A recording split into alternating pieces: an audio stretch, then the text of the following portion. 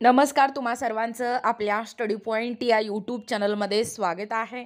तर PPFमधून दरमहा कमवा 1,00,000हून अधिक करमुक्त उत्पन्न यासाठी किती करावी लागणार आहे गुंतवणूक, याबद्दल संपूर्ण सविस्तर माहिती या व्हिडिओच्या माध्यमातून जाणून घेणार आहोत.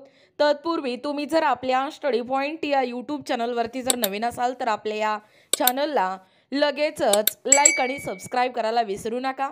चला तर मग वेळ वाया न घालवता PPFमधून दरमहा कशा पद्धतीने 1,00,000हून आपल्याला उत्पन्न कमवता येणार आहे व त्यासाठी किती गुंतवणूक करावी लागणार आहे ते या ठिकाणी आपण जाणून घेऊया.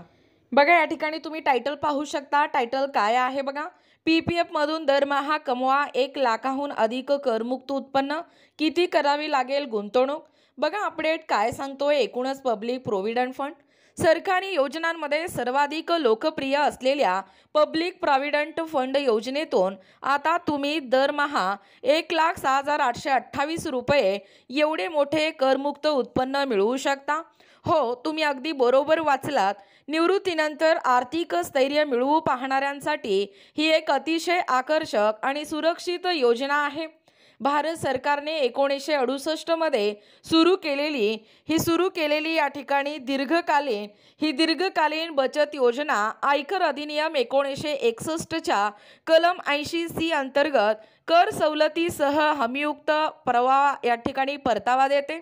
यामध्ये 500 रुपयाच्या किमान गुंतवणुकीसह कोणीही पोस्ट ऑफिस किंवा बँकेत PPF खाते उघडू शकतो. बघा, PPF या ठिकाणी काय आहे आणि त्याचे फायदे काय आहेत.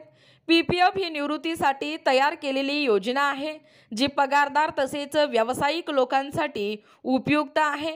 एका आर्थिक वर्षात किमान 500 रुपये ते कमाल 1.5 लाख रुपयांपर्यंत गुंतवणूक करता येते. 80C नुसार कर वजावट मिळते आणि मॅच्युरिटी रक्कमही पूर्णपणे करमुक्त असते. या योजनेचा लॉक इन कालावधी 15 वर्षाचा आहे. 15 वर्षानंतर 5-5 वर्ष असे करत तुम्ही योजनेचा कालावधी कितीही वेळा वाढवू शकता. तर खाते उघडल्यापासून 5 वर्षानंतर आर्थिक वर्षात एकदा पैसे काढता येतात. बघा, दरमहा 1.06 लाख रुपये कसे मिळतील. दरमहा 1,06,828 रुपयाचे करमुक्त उत्पन्न मिळवण्यासाठी गुंतवणूकदाराला दीर्घकाळ आणि शिस्तबद्ध पद्धतीने गुंतवणूक या ठिकाणी करावी लागेल. प्रत्येक आर्थिक वर्षात संपूर्ण 1.50 लाख रुपये गुंतवा. व्याजाचा जास्तीत जास्त फायदा घेण्यासाठी ही रक्कम 1 एप्रिल ते 5 एप्रिल दरम्यान एक रकमी जमा करणे महत्त्वाचे आहे. ही मोठी रक्कम मिळवण्यासाठी 32 वर्षापर्यंत ही वार्षिक गुंतवणूक सुरू ठेवणे आवश्यक आहे.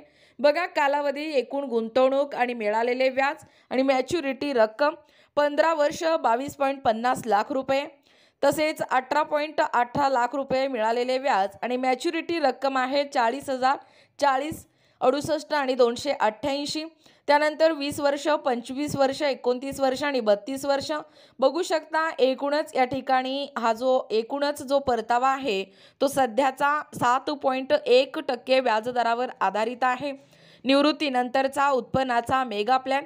या गुंतवणूकदाराने 32 वर्षानंतर PPFमध्ये गुंतवणूक करणे थांबवले तेव्हा त्याला 1,80,55,534 रुपये मिळतील.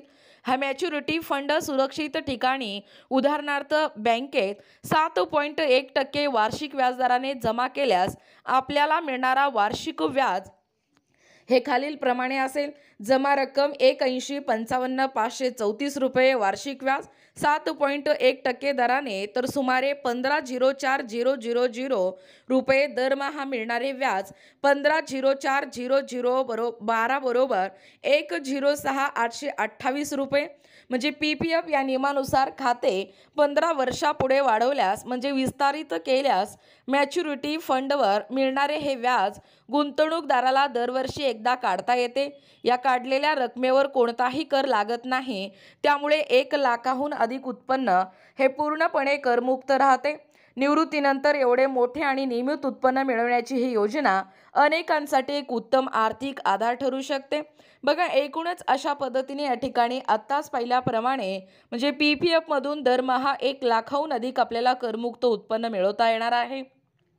याबद्दल संपूर्ण सविस्तर माहिती या व्हिडिओच्या माध्यमातून जाणून घेण्याचा प्रयत्न केलेला आहोत। अशाच प्रकारचे नवनवीन अपडेट पाहिजे असतील किंवा तुम्हाला जर आमच्या अध्यापनाचे व्हिडिओ आवडत असतील किंवा तुम्ही जर आपल्या स्टडी पॉइंट या यूट्यूब चॅनलवरती जर नवीन असाल तर आपल्या या चॅनलला लगेचच लाईक आणि सबस्क्राईब करायला विसरू नका। भेटूया अशाच पुढच्या नवीन व्हिडिओमध्ये। तोपर्यंत धन्यवाद।